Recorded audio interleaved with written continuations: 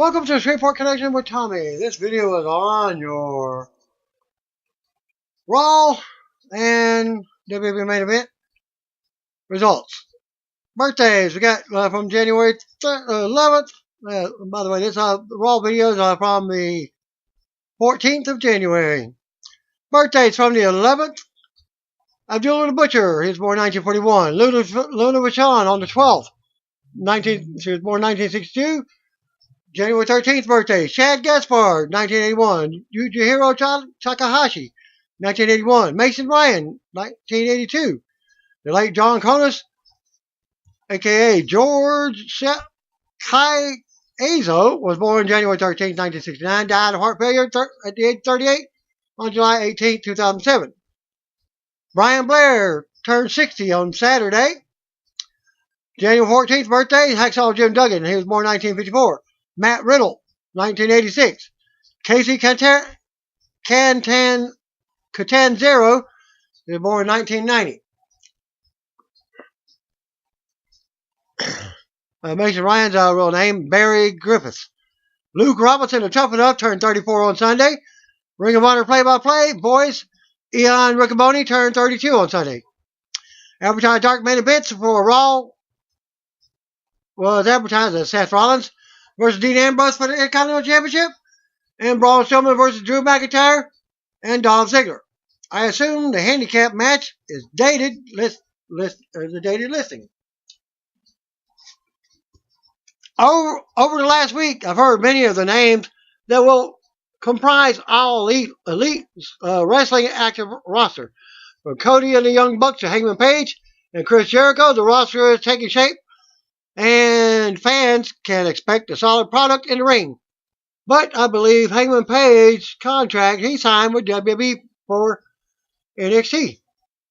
There hasn't been as much discussion about the behind-the-scenes personnel involved with AEW. Outside Billy Gunn being a producer, we haven't heard much else about the agents, production staff, or writers. There's a good reason for that, as Cody Rhodes said that the promotion isn't looking to hire writers at any time soon. Cody had an interview with SE Scoops, where he had said that the wrestlers are the writers, and talent doesn't need to be micromanaged. We're talking bullet points. We're talking an overall knowledge of the business. And hey, let them go out and play, said Cody. Take a look back at the wrestling you and I love. For the most part, they all grown men and women doing what they were hired to do. They've cut their teeth, paid their dues, and now they're going to go out there and play their music. I would very much like a presentation that mirrors that. We don't need to micromanage, and we certainly don't need to script a great deal of the product we're planning. Cody also said that he has good relationships with lots of the available writers, producers, but there are, including Eric Bischoff, Bruce Pritchard, and Jim Cornette. But for now, he plans on keeping things in-house and let the talent be the driving forces and behind all elite wrestling creative. This is probably going to be an unpopular thing to say, but I will say it. There won't be a writer hired for All Elite Wrestling anytime soon, admitted Cody, because wrestlers are the writers. We are the writers, like I said, with guys going out there and playing their own music. Believe me, the day comes that I see this is coming, we can really benefit from, absolutely. But I knew 40 writers in WWE, and about 4 of them actually did anything. The reason I remember them and value them, they helped produce pre-tapes. They were team players, so right now, that's one thing we've got a lot of questions about. We're keeping it very in-house for now. Some of this could be due to budget concerns, or it could be, as Cody said, many writers don't actually do much to impact the product. As of now, All Elite Wrestling just has one event on its schedule with Double or Nothing in May. So there is also not likely a need for a writing team at this time. Ring of Honor announced that CMLL/MLW star Rush has signed an exclusive deal with the company. As a result, Rush was forced to withdraw from his upcoming match against LA Park at MLW's April 4th card show at the Melrose Ballroom in Queens, New York. This is a match and organization Rush wanted to be part of, but sometimes politics get in the way, and that's what this comes down to, politics, said MLW CEO Court Bauer. MLW has booked Pentagon Jr. to replace Rush against Park at the event in a rematch of Encounter voted on by fans as the match of the year for the promotion. The April 4th card now also has an official title, MLW, Rise of the Renegades. Tickets start at just $20 at MLWtickets.com. There's also a fan appreciate ticket for $30 that enables fans gate access for both the April 4th and 5th cards. That's $15 per night. MLW also announced this week that Tommy Dreamer and a mystery partner will face Brian Pillman Jr. and a mystery partner of his own for MLW Super Fight at 2300 Arena. The event is an MLW Fusion TV taping for BN Sports. Fans can buy tickets starting at $15 at MLWGo.com. While women of wrestling stars Abilene Maverick, Steffi Slays, and Samantha Smart will live tweet the premiere of WOW Women of Wrestling as it makes its AXS TV debut this Friday, January 18th at 9 p.m. Eastern Time. Viewers can follow along with the trio online at wow_Abilene, at wow_Stephanie, at wow_Sam Smart. The episode will feature Tessa Blanchard making her WOW debut, as well as Slays battling the Beast and Maverick in a singles match with Fire. Also on the show, WOW Bombshells, the all-natural Chloe Hertz, and Eye Candy Clyde. While WOW champion Santana Garrett once again puts her title on the line against WOW legend Jungle Girl in the main event. Fans can tweet along using hashtag AskASuperhero and by following at WOW Superheroes. Mike and Maria Kanellis have requested their WWE release this week, according to Pro Wrestling Sheet. The report stated that they're not happy with how they've been utilized in WWE and made the decision to ask for a release a couple weeks ago. Well, Maria just is coming back off of her pregnancy. I don't know what Mike was going through. The duo debut for WWE at Money in the Bank 2017, initially going to SmackDown. Maria announced that she was pregnant September of the same year. Mike would later overcome an addiction to prescription drugs that he dealt with for years.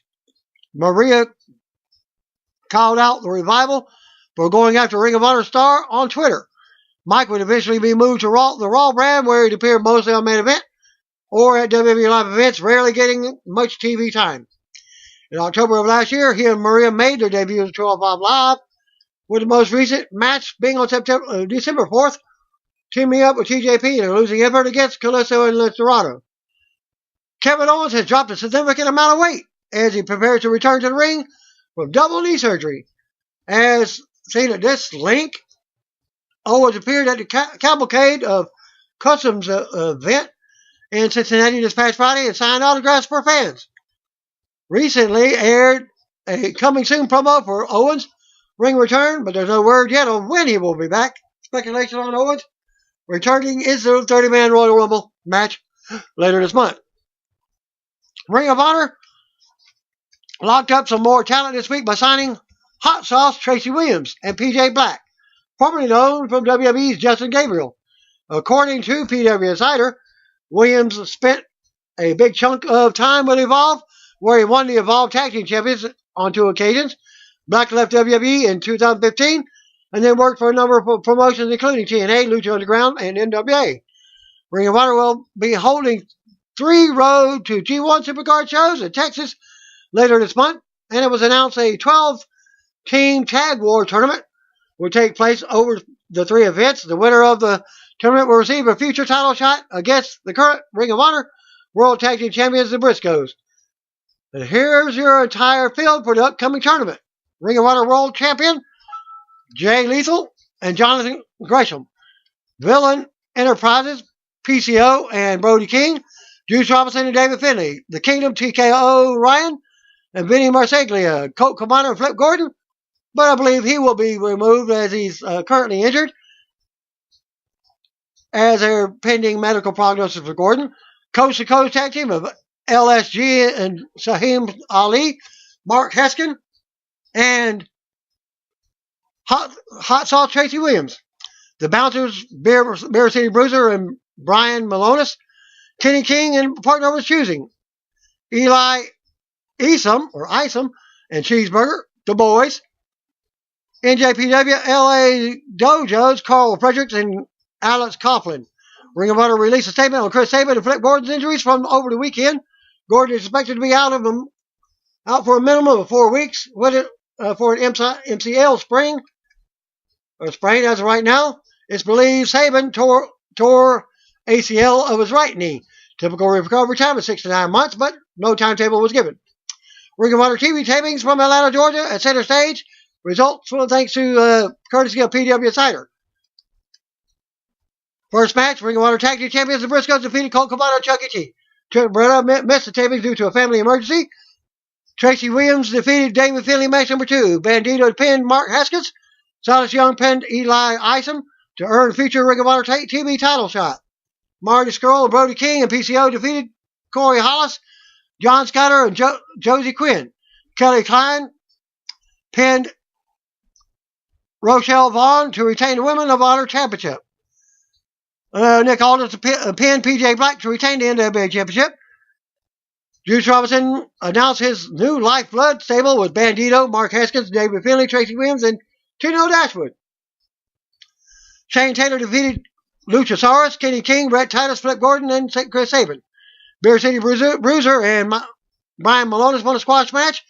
Cheeseburger, Eli Isom, and Ryan Nova defeated Griff Garrison, Marcus Cross, and Slim J. Madison Rain defeated Jenny Rose and Sumi Sakai.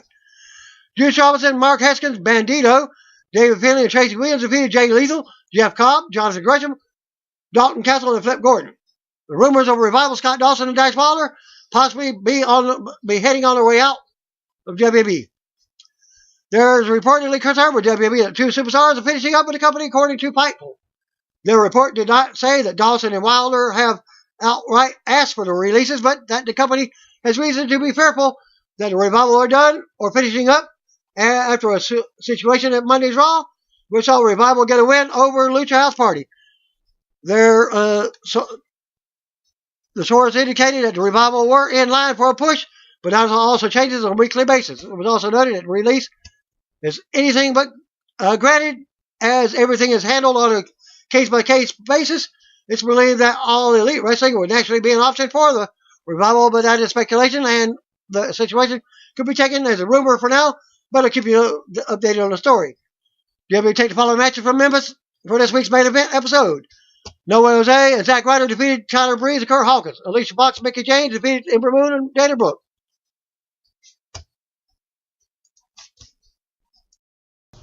Thanks to ZJoe_21 who posted this from Twitter. Raw opened up with a limousine parked in the back. Vince McMahon steps out and the fans pop. Vince has his driver try to clean a mark off the car, all in the back tail light. The chairman marches into the arena, live from the FedEx Forum in Memphis, Tennessee. Michael Colesall welcomes us to the show. He joined in with Corey Graves and Renee Young. We go right to the ring. Braun Strowman makes his way out to a pop. Fan chant gets his hands, and Strowman takes the mic. Strowman goes on about how Universal Champion Brock Lesnar has been scared of him for a while. Strowman says he hopes Lesnar is watching this from a training camp because he's healed up. As Baron Corbin is no longer in power, so there's no one to save Lesnar. Strowman says Lesnar's biggest fear is about to come true because he will get the Universal title, and the only thing Strowman will get is these hands. Fan chant gets his hands again.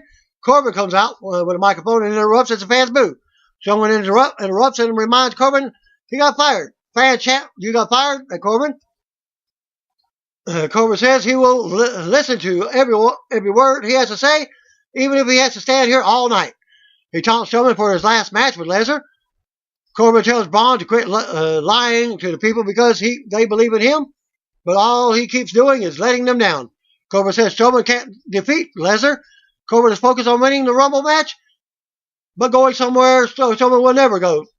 The WrestleMania main event. Strowman exits the rings and chases Corbin to the back. Cameras cut backstage. We'll see Strowman looking for Corbin. He confronts the Singh brothers and tosses Sunil Singh over a table. Strowman keeps looking for Corbin. Strowman walks out of view. The cameras cut to Elias with his guitar. He starts singing a song about Strowman and Lesnar. Strowman reappears and sings to Strowman about where Corbin is hiding. A nearby limousine. Strowman kicks the limo and pulls the driver out, tossing him over the hood. Strowman grabs a pipe and smashes in a window of the limo. He opens the door and rips it off the hinges. Corbin gets out from the other side of the car and runs away. Strowman walks away, but there's Vince. Vince is not happy at what had just happened to his limo. Vince stares Strowman down as we go to commercial. Back from the break, Vince is with Strowman in the back. Vince says he is going to cost Braun a fine of $100,000. Strowman says this piece of crap limo isn't worth $100,000. Vince says if Braun wants to raise his voice and be a bad guy, then his Rumble match for WWE Universal title is off. Strowman isn't happy. Strowman tries to lift the limousine and finally gets it up, flipping it over. We go right back to the announcers and to talk about what just happened. And by the way, this is the storyline since Braun Strowman has not been cleared to wrestle. He has been removed from the match and probably will get a 30-day suspension. Just storyline. It won't be any violation of the drug policy or anything else. Sasha Banks and Ronda Rousey versus Nia Jax. Tamina Snuka was up next. We're going to ring out first because Raw Women's Champion Ronda Rousey. As Mike Rome does ring introductions, Rousey's partner and the Royal Rumble opponent, Sasha Banks, is out next. Back from the break, we see Braun Strowman being escorted out of the arena by police. Baron Corbin appears and laughs at him. We go to ring and Tamina Snuka and Nia Jax are out as the match begins. Banks starts off with Jax and hits some offense, but Jax comes back. Back and forth between the two. Banks goes for a sleeper hold, but Jax powers up and slams her to the mat. Banks with a big knee and a bulldog from the second rope. Banks with a sliding knee for a 2 count. Rousey tags in for a pop. Rousey unloads on Jax, but Jax slams her into the corner. Snuka tags in and drops Rousey with a headbutt. Rousey drops Snuka and tries for the armbar, but Snuka resists. Jax pulls Snuka to the floor for the save. Rousey looks on from the ring as Jax controls Snuka. Snuka cautiously re-enters the ring and goes right back to the floor. For some mind games, Snuka smiles at the fans. Boo! Sasha leaps off the apron but with a cheap shot to take Jax down. Snuka goes back to the ring and Rousey taunts her. Back to commercial. Back from the break, Jax has Banks in a bear hug. Jax turns that into a powerbomb for a 2 count. Jax hits the ropes and launches herself at Banks for another takedown. Jax keeps Banks grounded. The screen splits for the commercial for the new Glass movie, a superheroes movie. Banks ends up getting out, but Snuka comes in and keeps her down. Banks comes back on Snuka, but gets sent into the corner. Snuka drops Rousey from the apron for boos from the crowd. Banks takes advantage and mounts offense on Snuka. Snuka charges, but Banks misses and Snuka knocks Jax off the apron to the floor. Banks drops Snuka into the bank statement in the middle of the ring for the win while staring at Rousey. After the match, Rousey comes in to celebrate with Banks as we go to replay. Charlie Carissa comes into the ring and asks about the two teaming up tonight. Rousey says that they can team up because they trust each other. She says she will be honored to defend against Banks, and the Royal Rumble says he went over Banks will be her biggest accomplishment as champion. Banks takes offense to that statement. To Rousey already putting her on the list of accomplishments.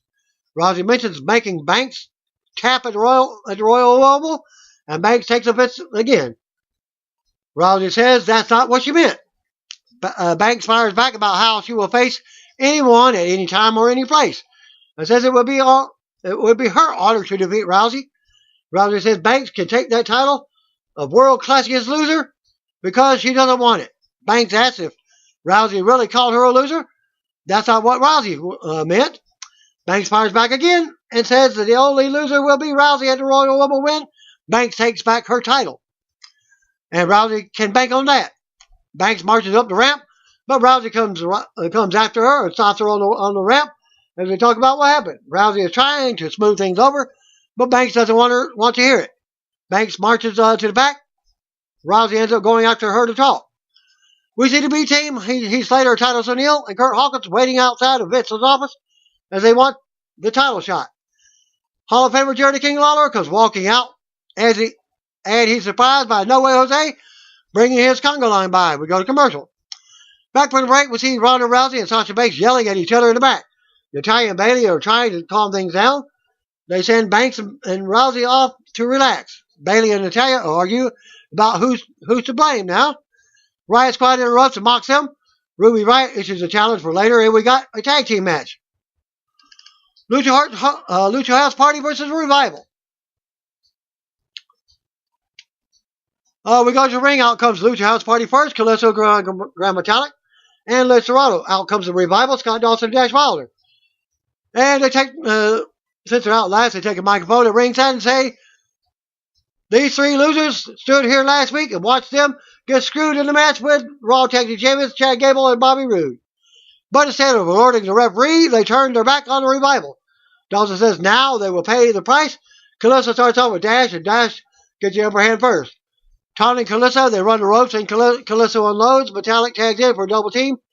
Gets a 2 count on Dash.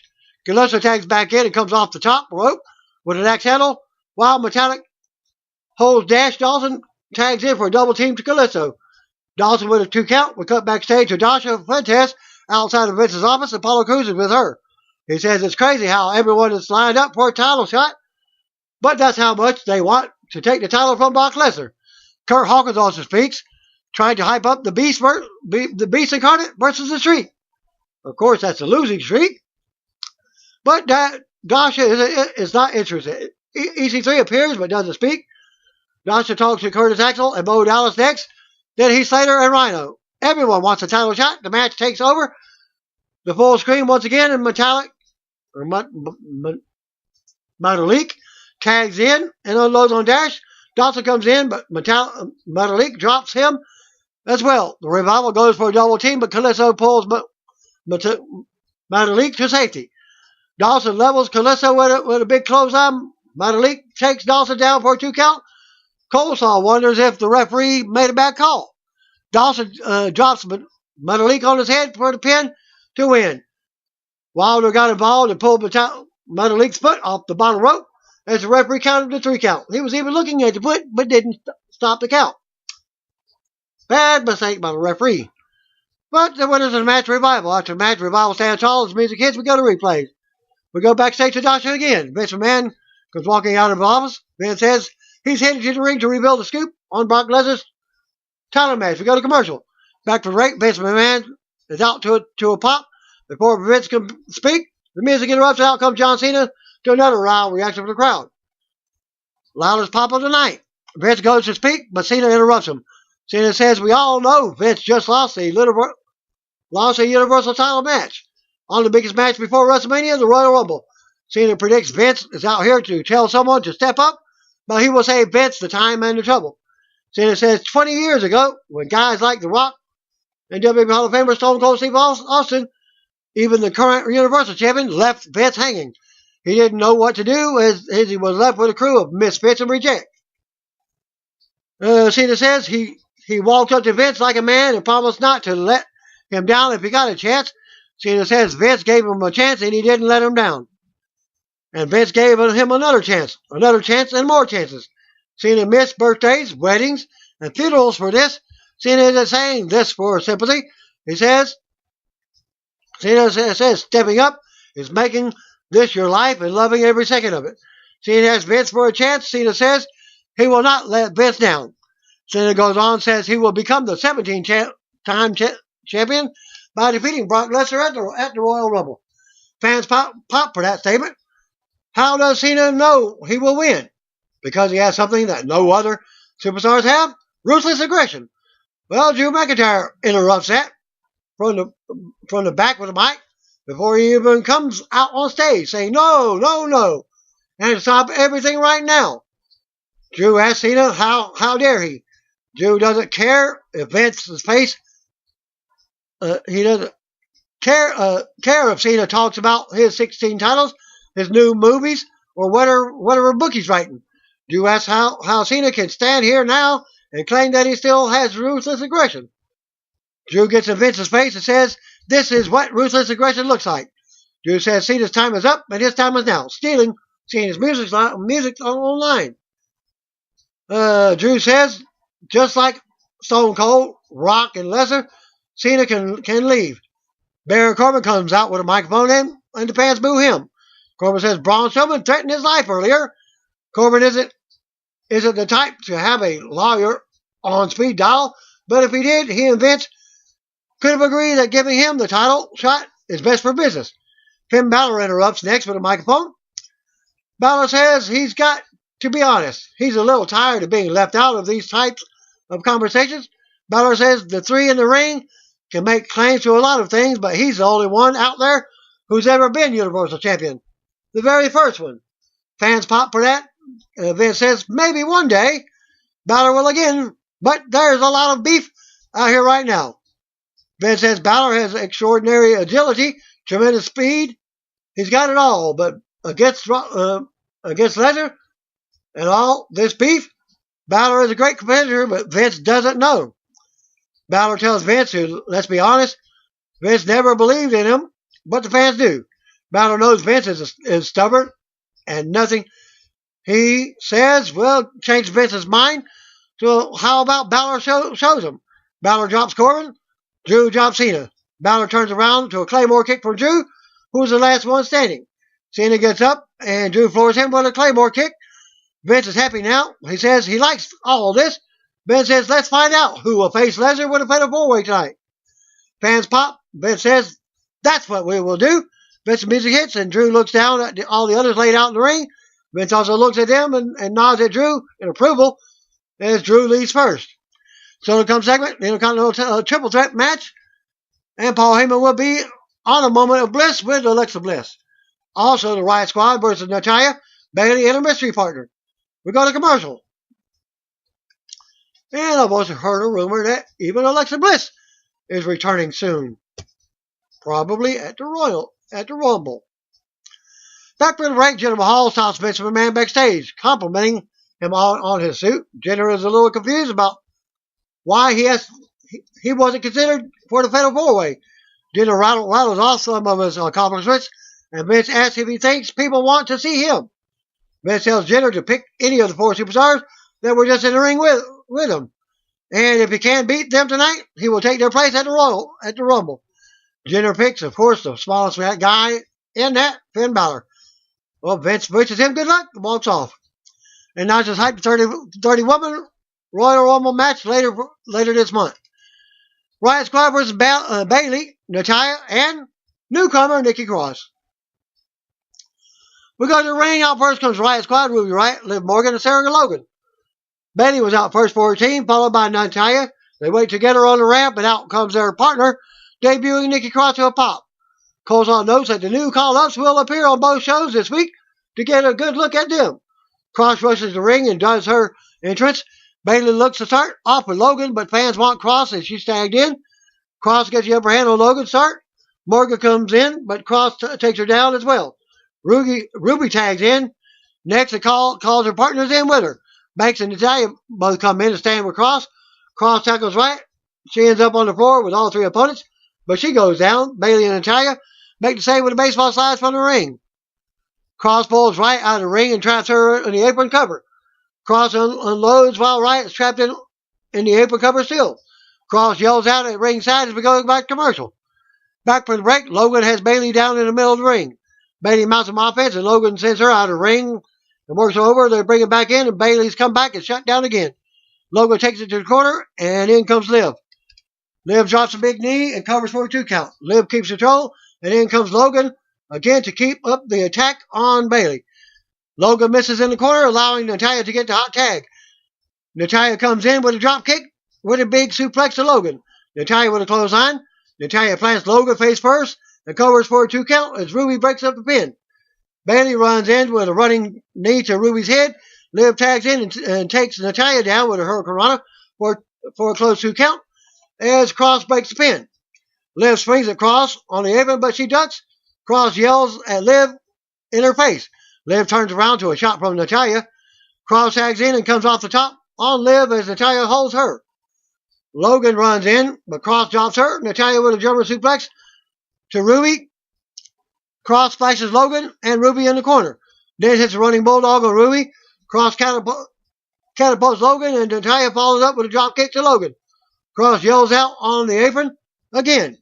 Cross nails a crossbody to the right from the apron to the floor.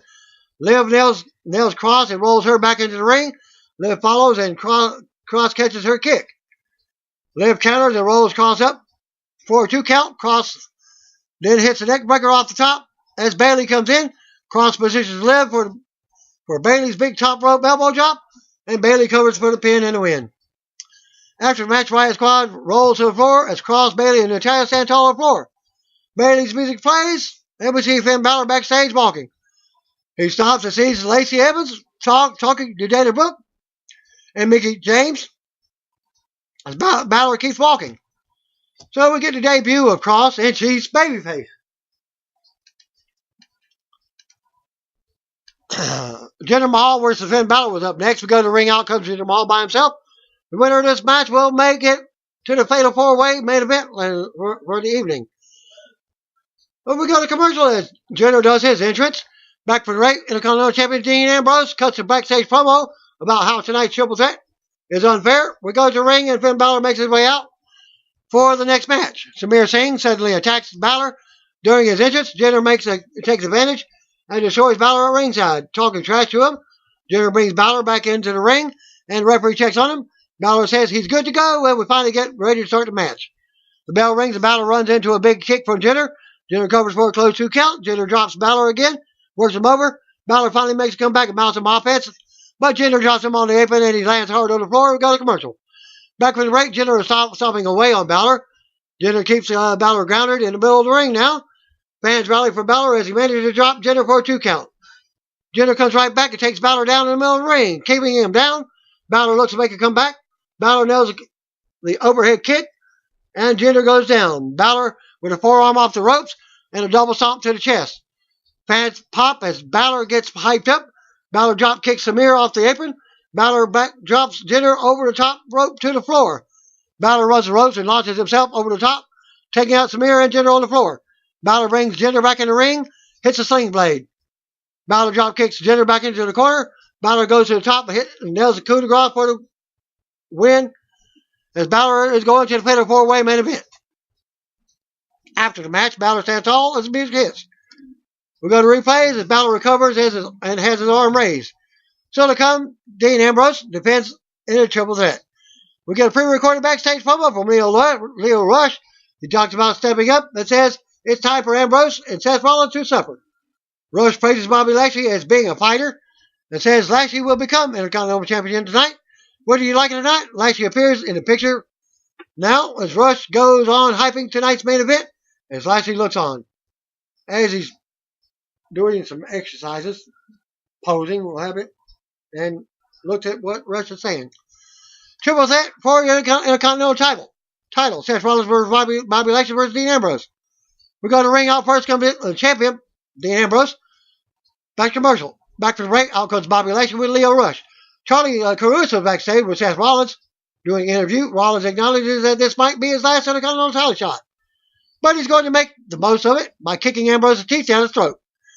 He goes on talking about Ambrose betrayed by the embrace that they shared from Roman Reigns after his leukemia announcement in October. Rollins gives Lashley props and comments on his physique, but says that physique will only get you so far. Rollins goes on and says he will burn it down tonight. Rollins walks off and as the music plays as he heads out for his entrance. We get formal ring introduction from Mike Rome. The bell rings and Ambrose tries to go at it with Rollins to work with him against Lashley. Rollins appears to agree, but he just throws Ambrose out of the ring. Rollins goes to work on Lashley now. Lashley avoids a drop kick and rolls to the floor. Rollins launches himself out and takes Lashley down. Ambrose and Rollins go at it. Rollins with a crossbody from the top for a 2 count. Lashley comes back in, but Ambrose pushes him away and mounts Rollins. Lashley comes back and does the same. Ambrose wants to work with Lashley now. Lashley goes on after Rollins and Ambrose joins in. They turns on Rollins now. Lashley decks Rollins while Ambrose holds him. Ambrose kicks Rollins in the gut while Lashley holds him down. Sending Rollins to the apron, they continue to take turns on Rollins now. They go on until Lashley misses a shot in the corner as Rollins moves. Lashley ends up slamming Rollins. Ambrose tosses Lashley out of the ring and covers Rollins up for a 2 count. Rollins comes right back and nails the suicide down to the floor on both opponents. Rush comes in and gets a ball, but Rollins goes after him. After all, a triple threat, there's no rules. So there are no disqualifications. Rush moonsaults off the apron to get away from Rollins. Rollins runs around the ring, but Lashley levels him on the floor. Lashley drops Ambrose next, tossing him with a big throw on the floor. We go to commercial with Lashley standing tall. Back for the break, Lashley has Rollins grounded in the ring. They take it to the corner, but Lashley runs into a boot. Ambrose runs in and clotheslines Lashley. Rollins and Ambrose team up to take down Lashley again. They recognize that they just teamed up, but they stomp away on Lashley. They go on and clothesline Lashley to the floor. Ambrose and Rollins go to the floor and take apart the steel ring steps together as Rush looks on. They ram the steel steps into Lashley and knock him back down. Rollins returns to the ring and calls Ambrose into fight. Ambrose goes back in, and they unload on each other in the middle of the ring. Rollins gets the upper hand. Ambrose avoids the buckle bomb. They trade counters and pin attempts. Rollins blocks dirty deeds and hits the Falcon Arrow, but Rush breaks the pin as the fans move.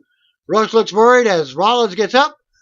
Rollins chases Rush around the ring and back in. Rush beats on Rollins, but Ambrose charges. Rollins moves and Ambrose knocks Rush out of the ring. Lashley comes in and ends up sending Rollins over the top to the floor. Lashley drops Ambrose for a close 2 count. Lashley gets hyped up. While waiting for Ambrose to get up, Lashley runs into a kick and a poke to the eyes. Ambrose looks for dirty deeds, but Rollins comes off the top and takes him down. Rollins does an insecurity to Lashley.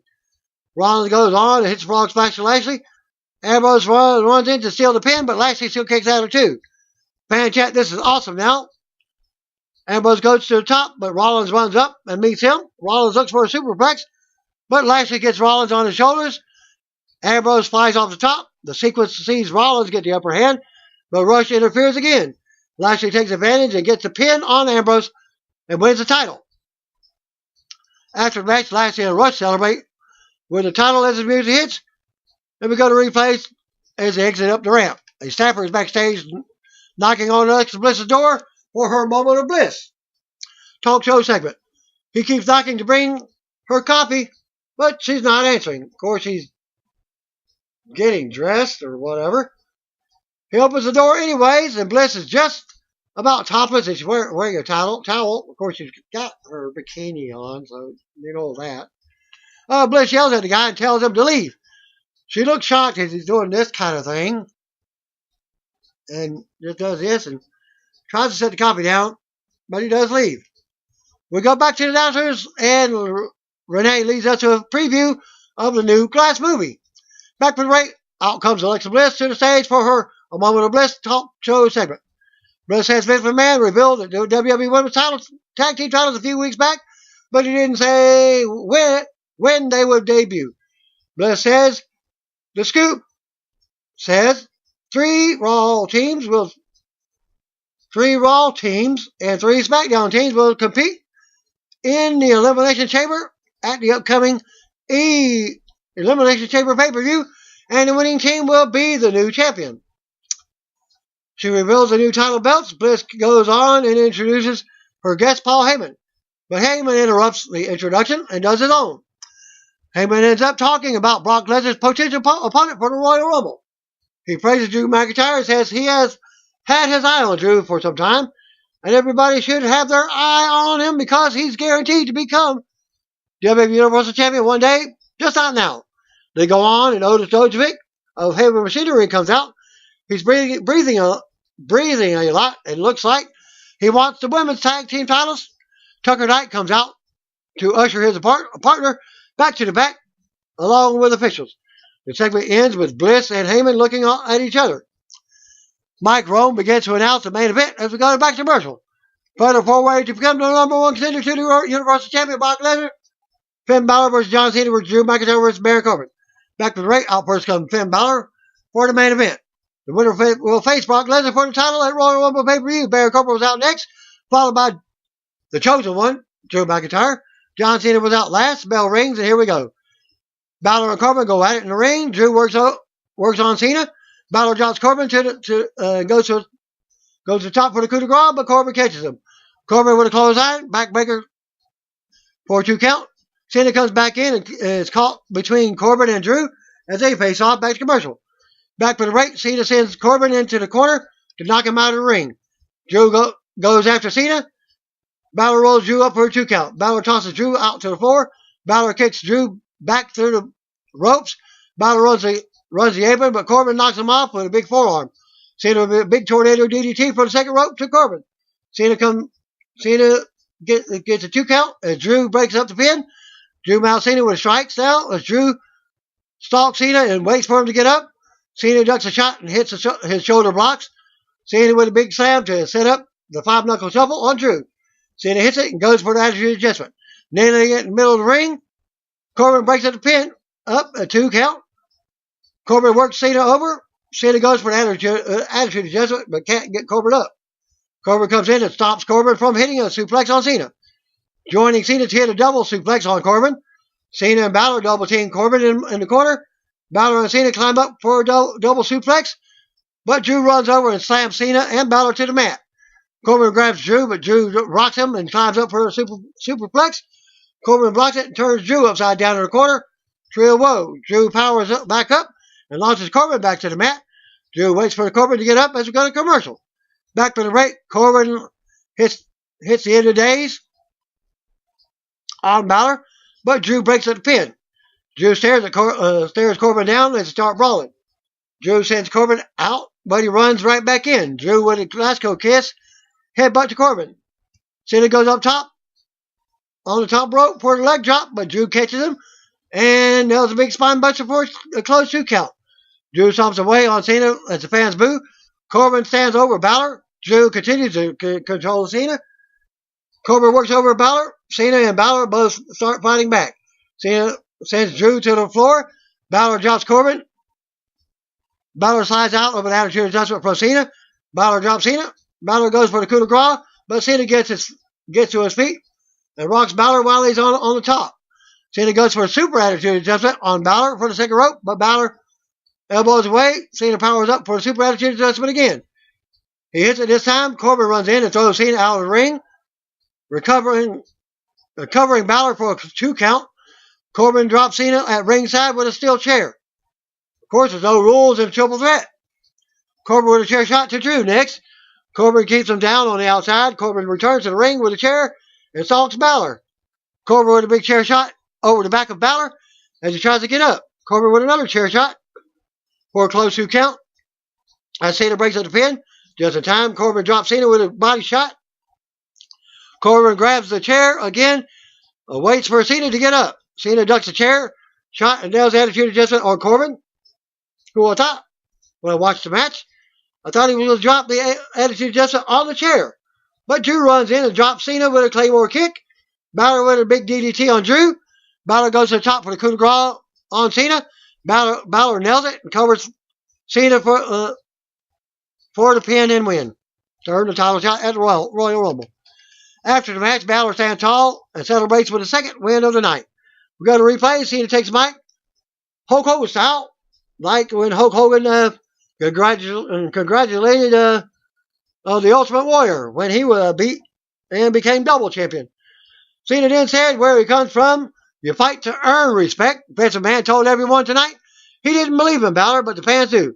Cena says for what it's worth, Balor has one more person that believes in him now. Cena tells Balor to give him hell at the Rumble. Cena introduces Balor to the crowd as a winner and raises his arm. Balor's music starts back up. As Cena raises his arm, Drew and Corbin look on as Raw goes off the air.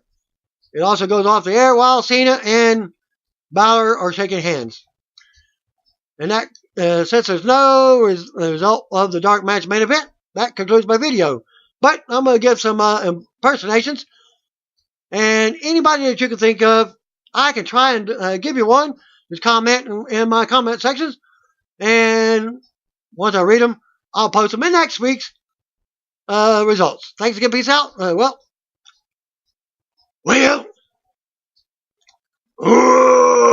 what a rush. Guess who that is? Brother. Let me tell you something, Mean Gene. Ooh, yeah. Dig it. Give you a clue. I'm wearing a shirt. That's just about my top 5 there. And I conclude my video with that. See you one of you. Peace out. If you don't know, brothers and sisters, just call me.